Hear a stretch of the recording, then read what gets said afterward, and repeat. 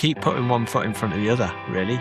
We did for a long time call this the business that wouldn't die, because every time we had a near-death experience, it was only that. It was a near-death experience, and we picked ourselves up and carried on. And yeah, I mean, I've never run 100 miles. I have run 100K, but I can't, and I've certainly not run 250 miles, but I can imagine that some of that mentality around just sort of really not thinking about where the finish line is and keep putting one foot in front of the other is just a huge part of it, basically. But I've always asked myself the question, what would I rather be doing?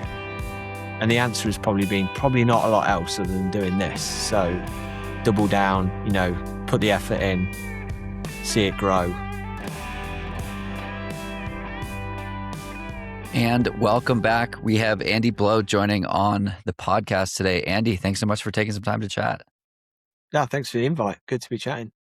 Of course. Been wanting to have this conversation for a while, so let's get rolling. First question, who is Andy? These days, I'm a dad, business owner, husband, now more of an ex-athlete. I always defined myself as a bit of an athlete when I was younger, and being more comfortable these days with being an ex-athlete, but I still keep my hand in. What's that journey been like? I know a lot of people, everyone goes through that at some point. How do you grapple with that? Yeah, it is.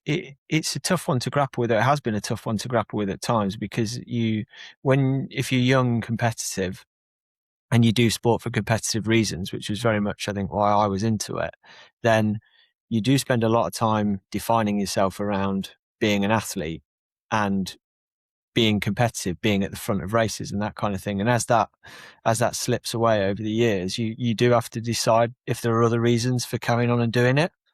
And I've found lots of other reasons, but it sometimes takes a bit of time to catch up with yourself, but yeah, I'm definitely still as enthusiastic about the sport and sports as I've always been, just now for very different reasons. Was it a tough process for you? Is that something that took many years, or is it, you're still kind of working through it? No, it was definitely a tough process when it started to happen. In my late 20s, I still had ambitions to try and really make a go of it as a full-time athlete. And I was kind of semi-managing that, but always working alongside it. I ended up getting a knee injury that required surgery and put me out for a while, and that paid to that. For a while after that was probably the toughest time, was like trying to decide, what did I want to do it all for? And eventually that became, before I had kids, that became running a business. And I found that actually I got a lot of enjoyment and quite a kick out of doing that. And then when your family comes along, you kind of meld that with a different kind of purpose. I think my business partner, Johnny, is a very different example, because he's a bit younger than me, quite a bit younger than me. And he was a very competitive athlete. He was a world silver medalist at kayaking when I met him and we were first working together. And he was very impressive. He's an impressive guy overall, but he was extremely impressive in the way that he went from trying to qualify for the Olympics kind of 1 month, and then almost a few months later, he decided that he wanted to join me and get into business. And he put that same energy and tenacity and determination into us working together and growing the business. And he had an impressively fast transition from that kind of identifying himself exclusively as a sports person to kind of changing that. And I actually learned a lot from watching him do that, I think. And I've seen it with others. It is impressive when people can switch roles like that. Why do you think there's so much overlap, or what is it about the overlap that makes it such an easy transition or such a simple transition? I think if you're super competitive, business is a good place to be, because there's always someone to compete with, whether they want to compete with you or not. It's a competitive landscape. So that's one of the big things, really. Also, all of the cliche stuff about, like hard work paying off one step at a time, the early starts, the late finishes, ability to tolerate a bit of discomfort and pain. I think all of that is very compatible with growing anything. How do you leverage that competitive nature without falling into the comparison trap, right? There are 1,000,001 sports nutrition brands out there, and they all say they're the best, and they all say that their product doesn't give stomach upset and that they thought about science in the best way. How do you use that as fuel for competition versus that comparison piece? I think we're predominantly internally competitive with ourselves, and we are actively, we don't try and compete too much. We try to be aware of what our competitors are doing, but not to look at competing with them directly. I think that's always been a mindset that we've had. You know, it's been just the way we've opted to do things. You know, focus on what we're doing. Again, it's another cliche: control the controllables. I think I liken it to sort of, if you're a swimmer, you know, you kind of, or a track athlete running 100 meters, you run in your lane and you are aware of what's going on around you, but you can't focus on that. You've got to run. You know, you've got to focus on running your race or swimming your race, or in our case, executing our plans and doing what we want to do. Of course, we're aware of what other people are doing, and we look at it for inspiration, and particularly when your competitors are doing great stuff, you have to respond yourself, but not necessarily in a direct way. Often it's just that sense of having to up your game. And we've seen a lot of change in sports nutrition in we've been around 15 years now, and the landscape around us has changed dramatically. I want to wind it back 15 plus years ago. I love understanding the why behind why a product and company comes into existence. If I recall, you created the product because it was something that you needed. Was that kind of the evolution of how it came to be? Yeah, it was out of personal necessity and interest. I was a triathlete. I was competing in hot events, and my performance was falling off a cliff. I would do well in the cold, and in the heat, I would fall apart. I'd end up in the medical tent with hyponatremia, and that happened on numerous occasions. I was kind of aware it was something to do with my sweat loss and my hydration, and I wasn't really getting that right. But it wasn't until I spoke to a friend of mine who was a medic, who really looked at the sweat loss piece with me and looked to explain to me that electrolyte loss was quite an individual thing, and that you could do a sweat test. So precision hydration, as it was then, didn't evolve as a product. It evolved as a sweat test, because I had a sweat test in a hospital, found that I lose tons of sodium in my sweat, changed my nutritional regime as a result. And then the first iteration of the business was to get into sweat testing, because it wasn't available for athletes. And at that time, our ambitions were really small. I was running a sports science lab, and I just wanted to add another test to what we did with athletes in the lab. But the fact that it caught on and started to show a bit of promise was what eventually led to sweat testing becoming a bit broader, and then eventually doing our own product line. So what happens next? How does that natural evolution occur? And the reason I ask is I love when a business is created to solve a problem versus like going after a market opportunity. It's like, this is a thing that you want to exist. Maybe there are other people that want it to exist, and I'd say you were you were right about that. Yeah, I think the next for us is always then a small evolution on what's currently working and what's happening, because what we know is most people at Precision Fuel and Hydration, we're still a relatively small company. Although we've grown a lot over 15 years, we're still not massive, and a lot of us are athletes. A lot of us are still training, competing, using products, and we know that whilst we think we have many best-in-class products, there's still ways to improve them. There might be ways to improve the packaging. There might be ways to improve the formulation. There's definitely a whole bunch of stuff that you can do and it just takes time to evolve it. And sometimes there are big shifts you make. You know, we went from being precision hydration to precision fuel and hydration during COVID, when we had time to stop and introduce a whole fueling range.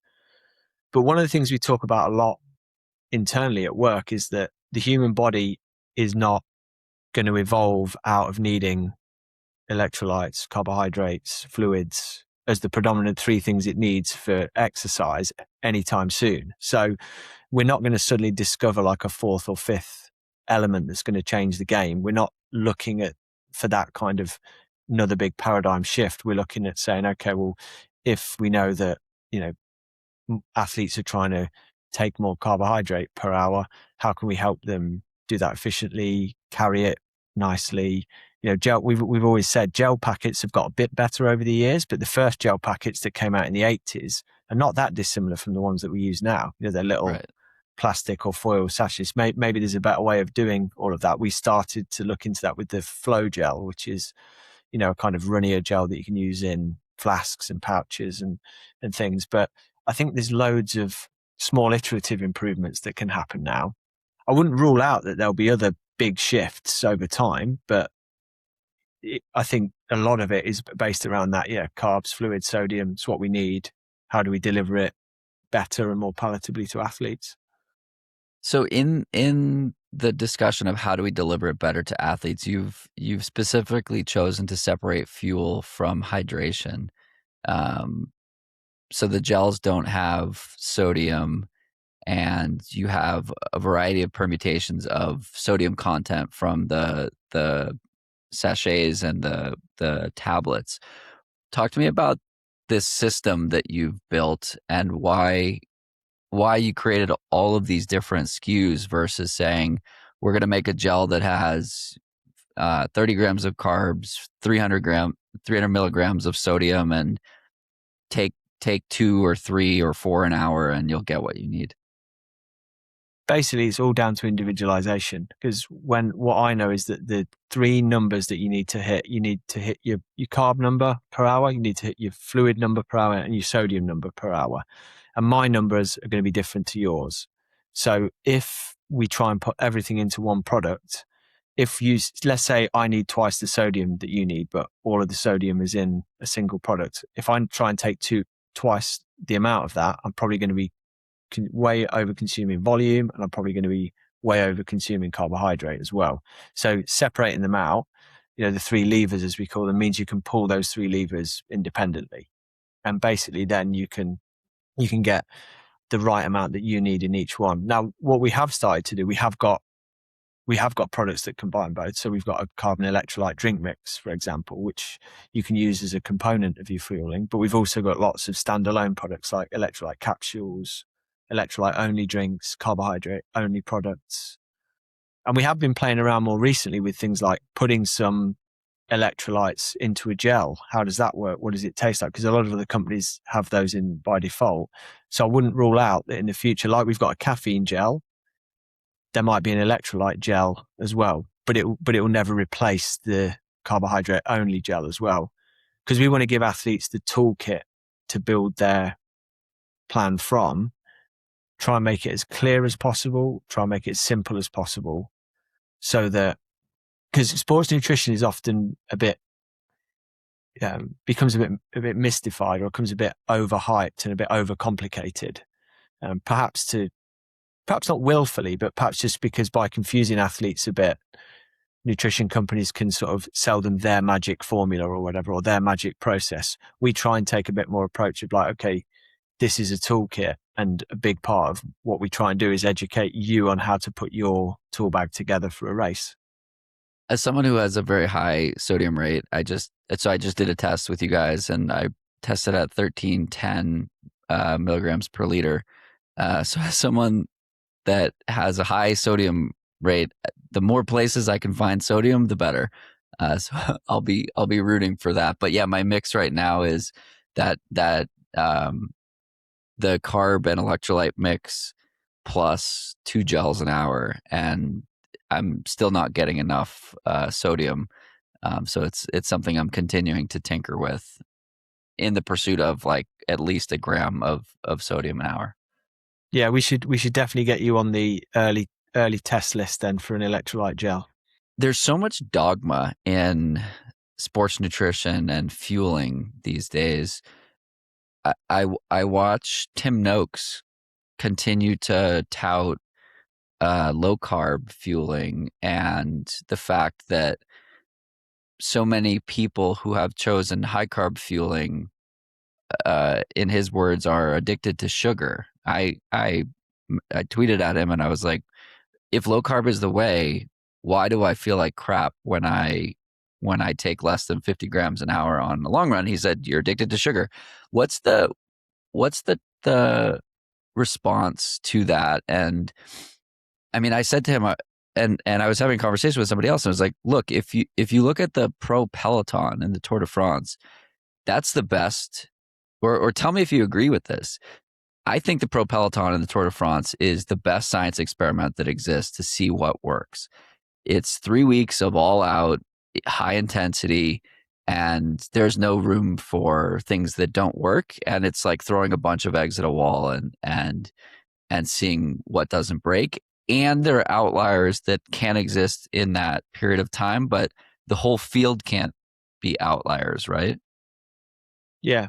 Yeah, I think on the point around Tour de France and pro cycling in general, I agree with you. I think the big thing there is the number of athletes that are competing at a very high level for the number of weeks and days that they do across the year. You know, they get to refine, test and refine so much more than ultra runners do, for example. What ultra runners, even a really good ultra runner might do 4 or 5 big races in a year if they're able to. So the amount of repetition you get on trying new things to see if they work and there's a lot of rinse and repeat in cycling, although stages are different, conditions are different.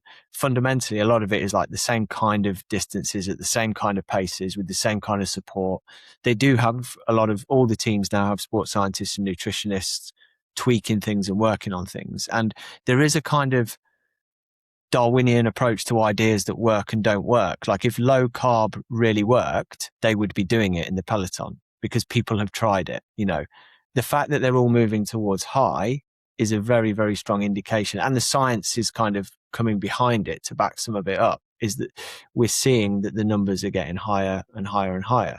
And now the danger with that, I suppose, so if you go back to the Noakes thing, the danger with all of that, and he did a similar thing a number of years ago, really attacking electrolytes and the use of sodium in drinks and things. And part of his point, I think, is that it's easy for us to get dragged into this world where like just taking a magic something is the solution to your problems. And, you know, that is where, if I'm going to agree with him anywhere, it's like there's no magic elements that you can just take that make all the difference. And also, do the vast majority of the population probably overconsume sodium and also overconsume sugar for the level of energy output and exercise they do? Absolutely. You know, that message is probably not a bad message. And I sometimes think Noakes's position as like being a contrarian is about setting up the other side of that debate. So maybe he's not actually genuinely is completely extreme in his views, but what he's doing is providing a counterpoint to the narrative at the moment that's going like, take more of everything to see your performances. And I can see that there's a role for that, because there is a danger that the average athlete, which is what most of us are, we're not the elites, that if we think, oh, well, we should be taking 130, 150 grams of carbohydrate an hour and 1,000 or 1,500 milligrams of sodium an hour all the time, that's probably not either a healthy or a beneficial choice. But in all of the case studies and all of the data that we're looking at with a lot of elite athletes we're working with, it's a trend that we're seeing support really big performances. And we all know that in the sport of ultra running at the moment, there are course records are being taken down every year. You know, every races week are getting more competitive every week. It's way harder now to be competitive at the top of that sport than it was even 3 or 5 years ago. And nutrition isn't the only thing about that, but it's a huge part of it. You know, I think less so than on the roads, but we know that the carbon shoe and the foams in the shoes is helping. A lot better understanding of cooling technology and that kind of thing in the hot races where a lot of ultras are, and then carbohydrates, electrolyte supplementation, boosted, individualized. I think all of that is helping to support these faster performances. So yeah, that's where I've sort of been dogged by Noakes through my career, not personally at all, but when we started doing sweat testing was around the time that his book Waterlogged came out and sort of rubbished the idea of electrolytes. And we spent the first 2 or 3 years of existence kind of trying to justify why we were taking a different position to Noakes, which is quite a tough thing to do, because at the time, the author of The Law of Running is a real authority in sport. And I'd studied his textbooks and things. But I think, again, that Darwinian thing, like, I think if the sweat testing, the taking electrolytes had been, as he described it, like a complete waste of time, I don't think it would have survived the test of time. And we've seen it help so many athletes. Yeah, it's a mix of like the science and the anecdotal piece of it. Like if that weren't true, you wouldn't be seeing, like, somebody other than David Roche would have set the course record at Leadville. So how do you, as a scientist, grapple with the overwhelming anecdotal evidence, or I guess it just aligns with the scientific evidence too, right? I think in a lot of ways it starts to, because the science often takes a little bit longer to catch up. And we try and do we do a little bit of research based science. We have a lab now at PFNH and we've started to do studies in the lab, but the majority of the sort of analytical data collection that we do is in the field. One, because it's the most practical for us to collect, because we work with a lot of elite athletes. We're on hand with them at races and we can really take a look at what they're eating and drinking and measure it, report it back. And secondly, because I'm a big believer that being at the cutting edge with athletes who are at the top of their game and observing what they do and recording it is a really useful way to start to spot trends and to start to see what's working and what's not working.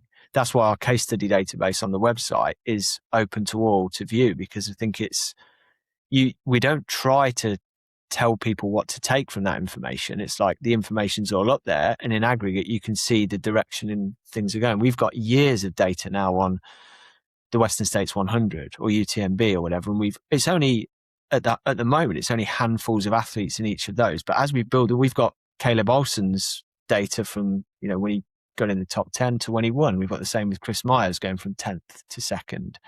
We're starting to pick data up on people like Rachel Entriken with Cocodona. We had Emily and her crew at this year's amazing race, weighing all of her gel packets that went in and out, weighing all of her drink bottles and that kind of thing. So we're really starting to see, and that is not hard placebo, double-blind controlled studies, but what it is it's real life study in a scientific way of what elite athletes are doing.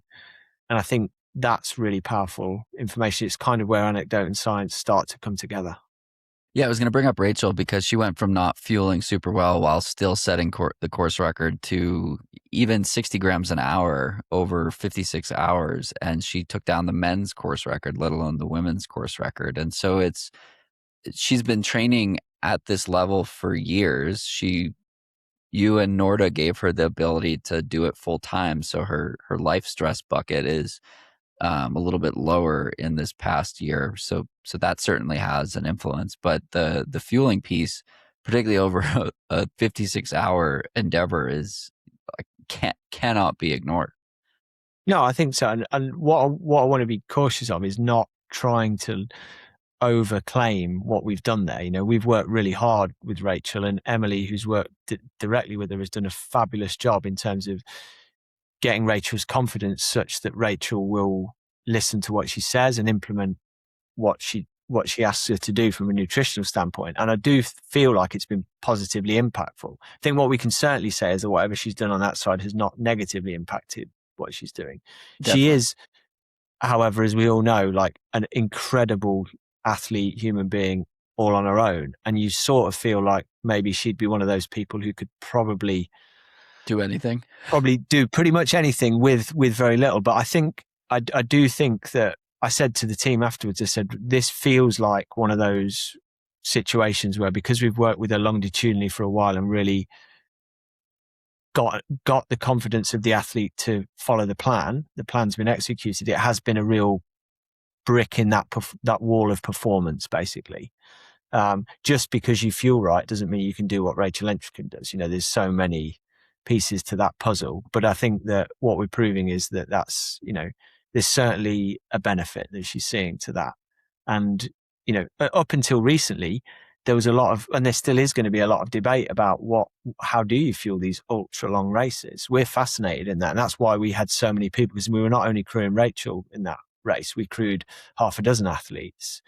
And it was really fascinating to see the differences in their intake data between that and the 100Ks and 100 milers that we have so much more information on, because it is still wildly different. So we've talked a lot about elite athletes. Let's talk about amateur athletes. What are amateur athletes getting right? What are amateur athletes getting wrong as it relates to fuel and hydration? I think most amateur athletes, honestly, even with the amount of chat that goes on about it now, the biggest failing is just not really engaging with having a great plan for what they're going to do nutritionally. I see so many people still who have a very suck it and see kind of laissez-faire approach to what they're going to do nutritionally in their long training sessions and in their races. And yeah, that has started to change, but the biggest change most people can make is being way more planned and intentional about what their intake is, and even understanding what their current intake is. You know, the amount of athletes I see who don't record even what they eat on their long runs and drink on their long runs. They don't occasionally weigh themselves before and after long runs to see how much fluid they're losing or how much dehydration deficit they're in. These are really simple things that they can be doing, but probably aren't. So, and yet we focus on marginal gains. We spend a lot of time talking about the differences between two different types of lug on two very slightly different vibram soles or something like that, and how much different that's going to make. But at the end of the day, if you didn't take enough gels per hour, then it doesn't really matter. You could be barefoot, wouldn't make any difference. So I think being planned, being intentional, and then evolving your nutrition intake towards big races is probably the biggest thing that people can do. It's almost like a business like yours should have a free offering on their website that should help people with something like this, right? It's so funny. You should mention that. Yeah, no, you know, kind of joking aside, that free tool, the free fuel and hydration planner that you're referring to, we built it because in the early days of Precision, Johnny and I would be stood at expos talking to athletes, and they'd give us all their history and like what they were doing and how long the race was going to take them and they'd want advice like, how do I then put a plan together for this? And we started to build a bit of an algorithm. We started off in Microsoft Excel, and we would take down some of those key bits of information and we would compare, okay, how good can we make our algorithm compared with what we would recommend to that athlete based on hearing the full story of what they've told us. And over time, that became a tool that we then built more formally to take to shows and expos, to do in person. And eventually we moved it onto the website. And then, of course, all the time now it's being refined and developed. But the whole idea is that, really, coming back to what I said earlier, as an athlete, you need to have a ballpark number for carbs per hour, fluid per hour, sodium per hour. The online fuel and hydration planner is built specifically to take a bunch of inputs about you as an individual. So what we can glean about your physiology, what kind of race you're doing, duration, intensity, the weather conditions that you're doing it in. And then from that information, we can give you a pretty good ballpark figure on carbs, fluid, and sodium per hour. And at that point, you can then take that and go forward and test it and refine it and trial it. And I think that's just better than, it's kind of like starting with a vague route in mind of where you're going rather than just going out the door and not knowing which way to turn. Okay, so we've spent the first half of this conversation talking about the science side of the business. Let's switch to the business side of the business. Maybe it's a little too late to mention, but you guys have been sponsoring my podcast since February. It's a product that I've been using for years now, since Hayden Hawks introduced me to the brand, I don't know, 3 years ago. He was like, hey, you should try these gels and this drink mix. And so I did, and I loved it. And I've been running with the gels and chews and such ever since. And I was just introduced to the drink mix earlier this year. I'm curious, how do you weigh these micro audiences versus large event sponsorships like Ironman? Like, how does the confluence of small shows and you know, a property like mine or single track or something like that compare to like an Ironman?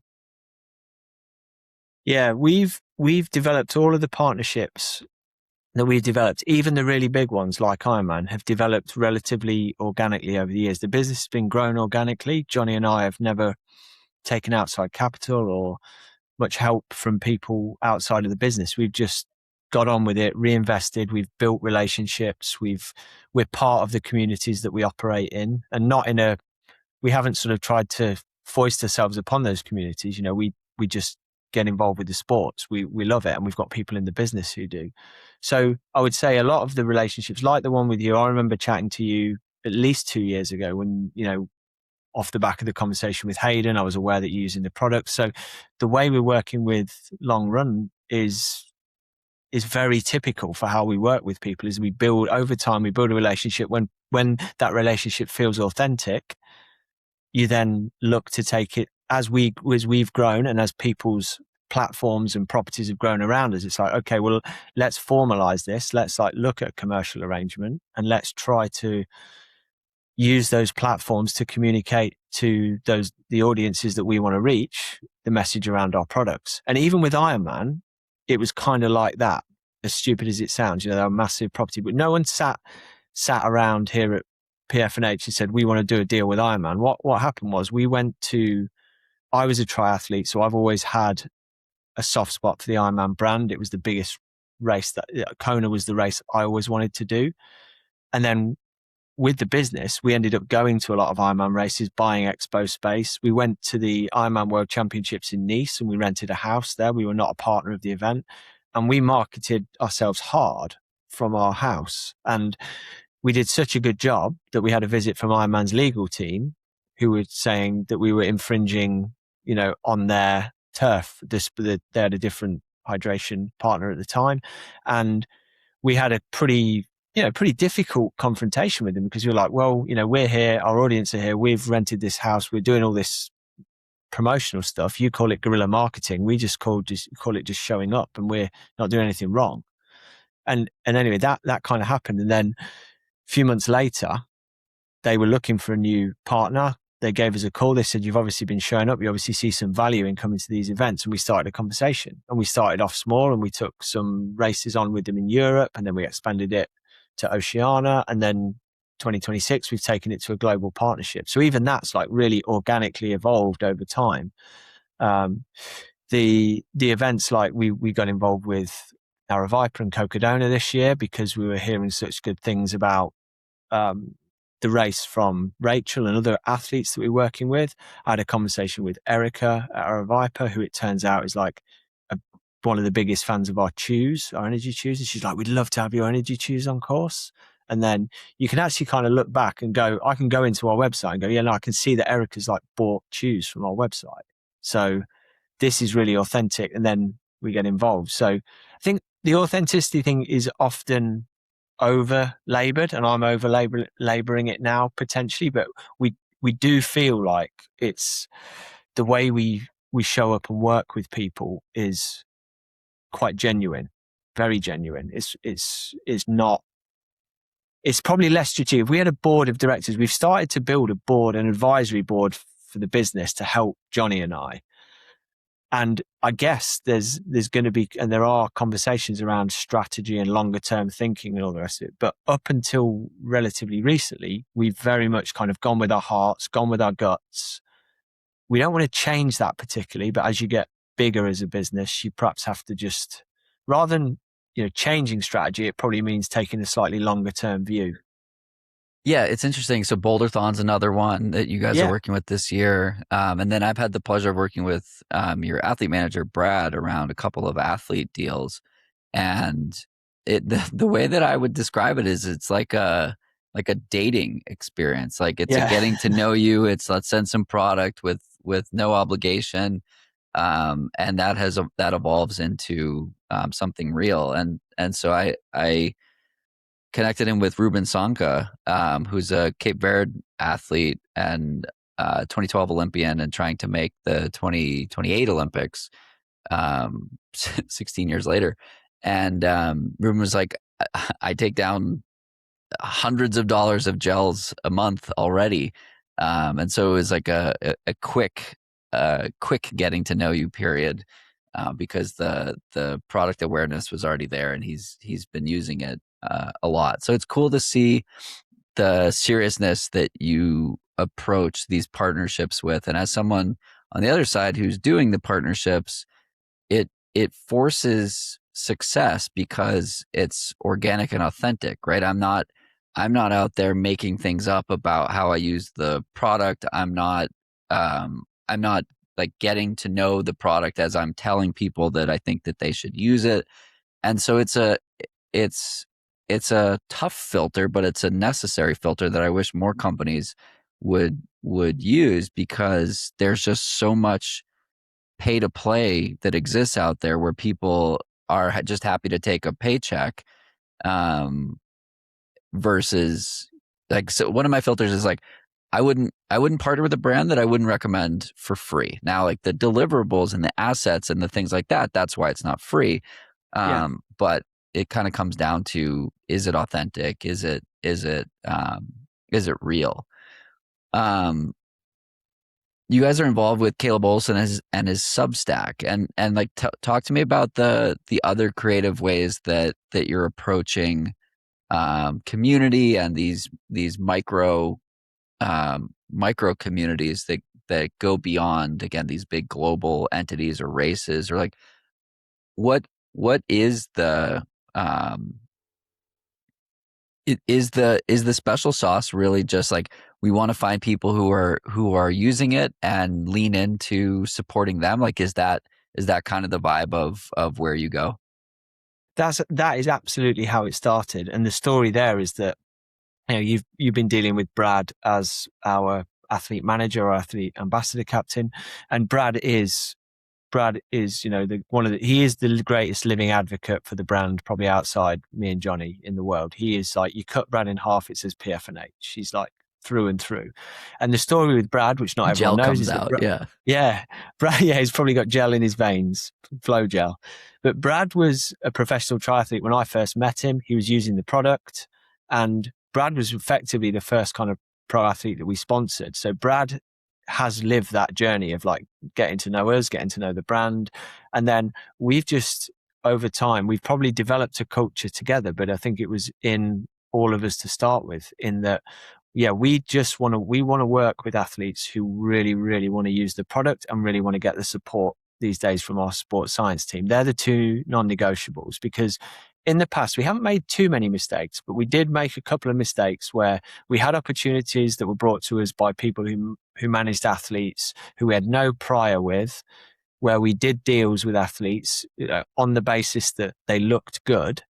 And then the relationships never really developed into something particularly authentic. And we've also had to turn down working with one or two athletes over the years where either we haven't been able to afford to, or we haven't wanted to pay the kind of money that other companies have been willing to pay them, even though we know they're authentically using our products. But they've decided that the category of sports nutrition is important enough to them financially that the priority is to get the highest dollar amount that they can get for that category. And I've always respected that, as much as I've respected the athletes who've maybe taken a smaller paycheck from us, but got the products they were already using and the sports science support that we invest in that other companies can't offer, because they see it differently. And there's no right or wrong answer to that. And I certainly don't begrudge it with any of the athletes that I've had conversations with, where it's been like, well, essentially it's often as simple as like, so-and-so has offered me X. Can you match that or not? Can you get close? And if it's a number which is just either out of our affordability or out of our sort of what we would consider to represent sustainable value, we'll often have to say, no, I'm really sorry, we can't do that. And then what we've tried to do is we've tried to adapt over time. That means we've signed athletes who are on an upward trajectory rather than already being at the top of the sport. So we definitely started working with people like Chris Myers and Caleb Olson before they were certainly starting to make a bit of a mark, but they hadn't had big wins, big results. And then what we'll try and do is we'll try to find creative ways to increase the value and increase the term of those contracts with them over time as they grow and develop, and as we grow and develop as a business. And when you look at our roster has evolved and expanded, but we haven't had too many athletes drop off. So our roster is getting bigger all the time at the moment, because the goal, Brad's stated goal always is, we'd love you to be the last nutrition company that you sign with, to the end of your career. It's not always going to be possible for everyone, but that's the attitude which we go into the arrangement with. And yeah, we're just trying to make sure that those relationships evolve, and different athletes bring different things. Some athletes bring pure race performances. That's their biggest asset. They're guys or girls that go out and they win on a regular basis. And that's where we then use that to market the association with high performance. You get other athletes who maybe aren't as dominant when it comes to winning and performance, but obviously they might have creative outlets or social media outlets or those kind of things which have which also have a value to a brand.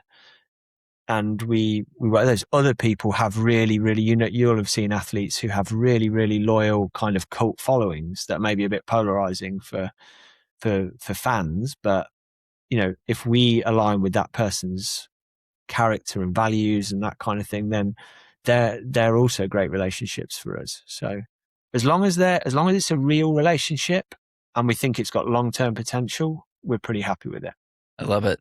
Switching gears, pun intended, to the topic we're switching to. You spent some time in F1. I'm curious what, specifically on the business side, what parallels exist in trail and ultra, and what do you think the endurance world can learn from F1, specifically on the business side of things?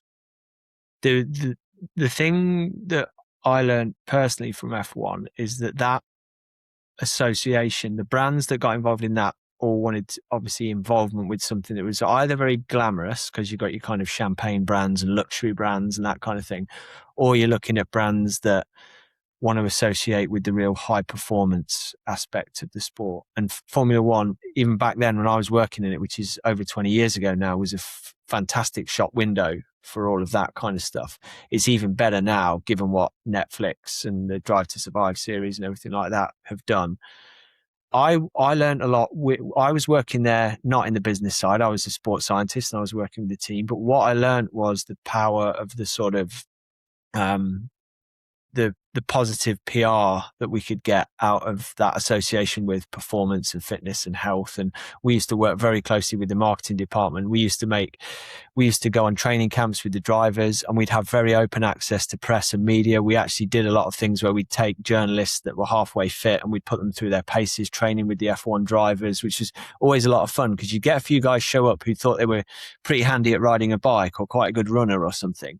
And we'd bring them on a training camp and show them just at what level some of the drivers were operating at. So trying to intermingle those two things was really useful. I actually found that I really enjoyed that side of things. I made some good contacts in press and PR and sponsorship and that kind of thing, some of which persists to today.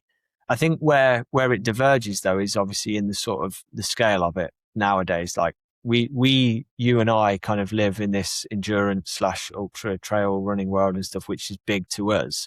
But F1 is like another level of big. The kind of money that even a big brand like, say, Nike or On or someone like that could spend in trail running and make an impact is absolutely, it's a rounding error on a sponsorship deal for a Formula One team. So you're talking about a whole nother level. And a lot of their stuff is around, it is all about media coverage, media rights, and the TV potential. I think there's less kind of community stuff by a long way in that, whereas the trail running in particular is a lot more focused on community. Obviously, the people you're marketing to are participants in the same sport that you're associating with, whereas Formula One is a pure shop window. So, but for me, as an individual, what it was as a young guy, first proper job out of college, it was a really exciting place to go and work. And it's been brilliant to see. Formula One was big then, it kind of dipped and it's come back so strong. It's been fantastic to see. Do you think that there's some learning around the broadcast of F1 or golf or tennis around the metrics that are seen on screen? Like I was watching on Netflix the race in Miami, and there were like 20 different broadcasts that you could watch. You could watch P1, P2, P3, P20, or you could watch you could tune into a specific driver's view. You could tune into a specific stats view. Like, how do we, or can we even professionalize the broadcast of a trail and ultra race to that effect? Like, and are there ways that we can include heart rate and fueling status and like things like that? Do you see a world where that exists in the future with trail and ultra?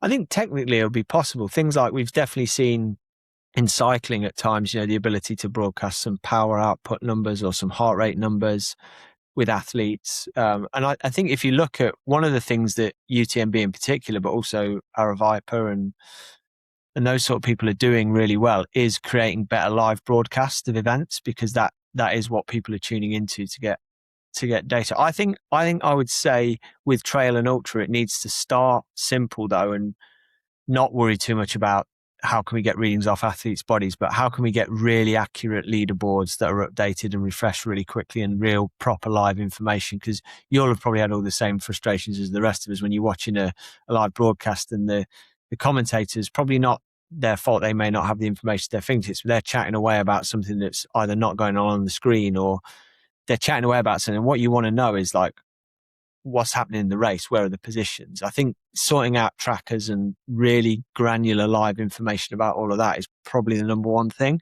Ironman is starting to do that really, really well with the app, with the in-race apps, and the environment in which they operate is far easier to orchestrate that. You're on roads, you're often in urban environments or close to urban environments with good cellular coverage and timing mats and stuff, so they can give much more accurate information. But I think stepping towards that first of all would be, that's the lowest bar to get to. Beyond that though, it would be fascinating, and with different sensors and telemetry, I'm sure it could all be done. Whether you'd get buy-in from athletes in terms of them showing their physiological metrics and things, I'm not so sure. But I definitely think the broadcast side of trail running has improved so much that it's been a big reason. I'm certainly way more engaged with that than I used to be. It's a really good way of me keeping up with stuff when I'm not at the races myself. You're teeing up a plug for another brand I work with, which is Laurel Innovations. They do race timing, and I ran my first race with Laurel this past weekend. And it operates. It doesn't need cell coverage. It can work on satellites, and you don't need timing mats. You just need a piece of equipment that's this big, and the redundancy is so much higher. And so you can be out in Chamonix or Western States, and you can put hundreds of these trackers on the course and have really strong and redundant, in case there's failure, metrics of where people are at and what are their splits between and who is actually in the lead. Yeah, who's moving forward, who's moving back. Being at Western States and like not knowing who's about to come into the aid station first. Yeah. And some of that's like the allure of it. Yeah. Well, that's the thing as well. It's like, how much do you want to sanitize all of this and kill it with information and all the rest of it? Because there is a bit of fun and excitement, and there'll always be tension around that, because any sport that starts to professionalize, or whatever you want to call it, and monetize, starts to bring in elements that perhaps don't jibe with the original intention. There was that big hoo-ha about UTMB coming into the sport, and a lot of athletes signed letters, didn't they, about not liking it and stuff. But then we're seeing massive fields at UTMB races a couple of years later. So I think that sort of development, it'll happen, and hopefully more of it will be good than not so good. But it's going to happen, because as participation grows, it's going to get bigger. Totally. Okay, so you're 15 years in. What do you believe now that you would have laughed at in 2011? That we're still alive in business, honestly. Yeah. There were times if Johnny listens to this, which he might well do, he'll be laughing when he hears that, because he'll remember sitting in the shed in my garden when it was me and him and Dawn, who's still our office manager now and bookkeeper, where I was there with my head in my hands, practically crying, or actually crying, because we were down to our last $2,000 or whatever, or some disaster had occurred, and we were pretty sure that we shipped a container of product to the US once, our first lot. We put the majority of our stock in it and didn't get the import paperwork right, and we got a letter back saying that they were either going to burn it on the dock, or we'd have to pay $8,000, I think it was, to return it. We didn't have $8,000, so there were all sorts of stories like that. So I think the number one thing would be, like, if you'd have told me we were still here and there were 50 odd people in the company 15 years ago, I'd have laughed you out of my shed. What's the lesson in that? Keep putting one foot in front of the other, really. I think, and we did for a long time call this the business that wouldn't die, because every time we had a near death experience, it was only that, it was a near death experience, and we picked ourselves up and carried on. And yeah, I mean, I've never run 100 miles. I have run 100K, but I can't, and I've certainly not run 250 miles, but I can imagine that some of that mentality around just sort of really not thinking about where the finish line is and keep putting one foot in front of the other is just a huge part of it, basically. And I think as well, you know, kind of, you've got to fundamentally, I don't always and haven't always enjoyed what I've done over the years, but I've always asked myself the question, what would I rather be doing? And the answer has probably been not a lot else other than doing this. So double down, you know, put the effort in, see it grow. What's been your experience as the CEO of the company? I think for many years, the CEO title was kind of almost laughable, because when you've got about 3 people in the company, you kind of perhaps got a CEO, but it's not, you know. So for me, it's been, I've always enjoyed, the bits I've enjoyed most with the business have been the creative side and the kind of directional thinking side. And I think they're important things for a CEO at all times, but especially early on in a company, because you've got to have a strong North Star on where you're going. And we always had that in the respect that I really wanted to work with endurance athletes, help endurance athletes not have the problems that I had, and sort of be involved in those, in helping athletes get the most out of those sports. As we've developed and transitioned, like now, I'm actually, as of January this year, I stepped out of the CEO role. Johnny, who's stepped into the CEO role, and Johnny's been our COO almost since day one, because he's a operations, logistics, and finance kind of guy. And now the CEO role still requires a level of, you know, vision and all those kind of things, but now it also requires a massive operational head to keep the operation that we've got spinning and on track and all that kind of thing. So for me, the experience has been from going up, and I'm still able to sit in that kind of strategic role and still very involved day to day, but with him taking a lot of that operational load. So it's evolved over the years. It's one of those roles that people just find themselves in sometimes as you solve it's like a accidental business owner. You're solving a problem for yourself, and 15 years later, you still exist, and someone's got to run the business, right? Exactly. Yeah. No, an accidental owner is exactly what I ended up being. And I'm really glad. It's a very happy accident. There's no one I'd rather be working for or with, you know, but it was definitely not intentional. Definitely. Awesome. Andy, this has been a blast. Where can we find you and your team this summer if we want to learn more about precision? The big one coming up in the trail community, as you know, will be TrailCon up at between Broken Arrow and Western States. So we've got a small team up at Broken Arrow, a big team up at TrailCon, and supporting, I think, 11 athletes now we're crewing at Western States. So come along to there. We've got a new product launch with the watermelon chews that we soft launched at Cocodona. And then later in the year, we'll have a bit of a presence working with athletes, working with single track over at UTMB. I think there are 2 other major trail events that will be out the rest of the year. And then we've got things like Boulderthon and CIM in the road marathon world later in the year, and Honolulu Marathon now as well in December. Awesome, Andy. Appreciate the wisdom and the chat, and we'll see you out there. Yeah, see you on the road. Thanks, John.